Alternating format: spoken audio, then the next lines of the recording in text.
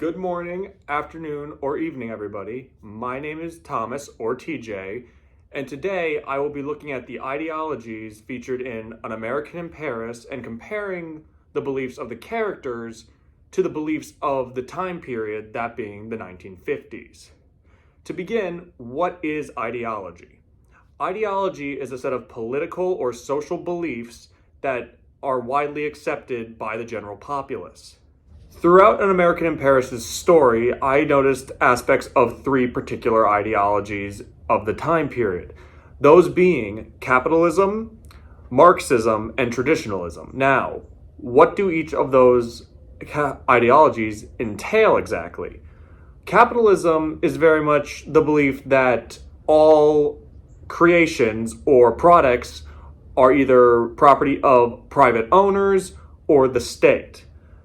Traditionalism is the classic gender roles that were particularly popular in the 1950s, that being the stereotypical working class man who supports his family both monetarily and as the patriarch, and the standard 50s housewife who would remain home, cook, and raise the children. You know, the standard nuclear family.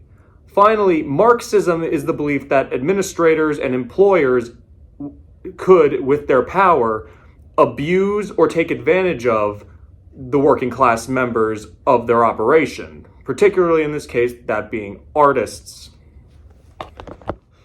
Now, in the movie, the relationship between Jerry and Milo Roberts could very well be interpreted as a abusive / manipulative work relationship. I would say it leans more towards manipulative than it does abusive, but there are hints of that could be related to Marxism. When Jerry and Milo first meet, she very much comes up to him feigning an interest in his paintings.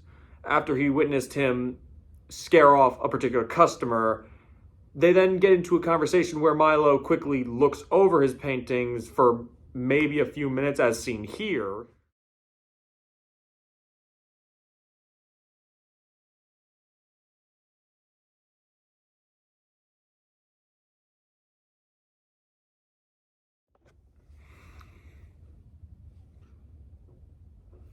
Now, in that scene, we see a unorthodox parallel or opposite to traditionalism as a whole. Usually in traditionalism, there is the gender roles where the men are the main benefactors / providers, and the women kind of fall in line to what the men want to do. However, we see that right from the bat, the person with the power in this relationship between Jerry and Milo is Milo. She has the money. She wants to buy Jerry's paintings because she took an interest in them, and she invited him back to her house so she could pay him properly. This is almost, this is the beginning of the manipulation, as she has her chauffeur pull up, which then makes Jerry realize how much money she actually has, and this begins their relationship. Now, while Jerry does originally take offense to this because he interprets it when he gets to her house for the dinner plans she invited him to, he thinks she doesn't want him for his paintings, she wants him as an escort, a paid escort.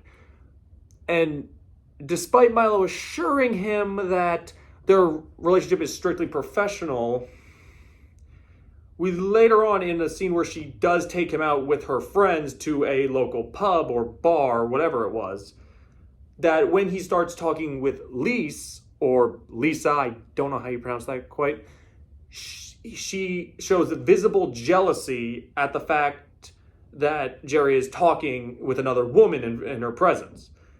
And even comments that he was being rude later on when they were returning to her house. To me, this shows that, again, this shows Marxism in an unorthodox way, where, again, it's usually women being put down by the patriarchy. Instead, we have Jerry being put down by the matriarchy in this sense, as in, you know, Milo's the one holding power, and she expects Jerry to fall in line with what she wants, conforms to what she wants from him throughout the movie, which is to be her artist and potentially something more.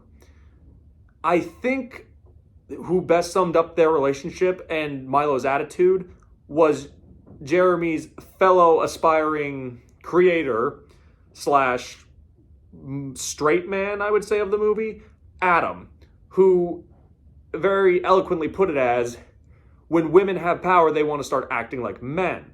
In this case, we do see that as Milo tries to hold power over Jerry and have him fall in line to her ideals and what she wants, rather than it being the stereotypical other way around, where it would be, in most other circumstances, Jeremy expecting that of Milo. I think the biggest negative in this regard is that at the end of the movie, we never really got a proper conclusion to this power struggle, or this struggle of ideals, except maybe for when Adam insults Milo to her face knowingly. But then again, I could be wrong. I would be interested to hear what you all think of this particular relationship and how you interpret it. I hope this video was informative and you found what I had to say interesting on the topic of Milo and Jerry's relationship in regards to traditionalism, Marxism, and a little bit of capitalism with, Jeremy trying to accomplish his dream. Thank you for your time. Goodbye.